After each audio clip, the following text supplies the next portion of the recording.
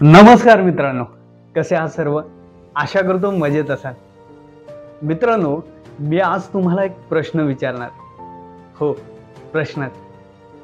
मला सांगा की तुमचा आवडता वार कुठला बरं? रविवार ना? संडे. हो, मला माहितीच होतं.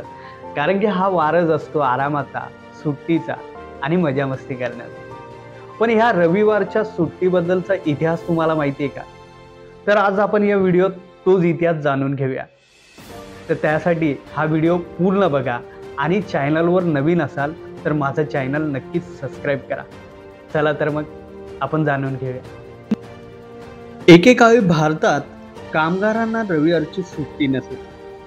नारायण मेघाजी लोखंडे यांनी मुंबईत इसवी सन 1884 मध्ये बॉम्बे मिल्स हँड्स ही भारतातली पहिली कामगार संघटना स्थापन केली.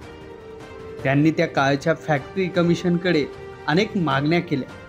त्यातील रोजच्या कामातील अर्ध्या तासाची जेवणाची सुट्टी आणि रविवारची साप्ताहिक सुट्टी या दोन महत्त्वाच्या मागण्या होत्या.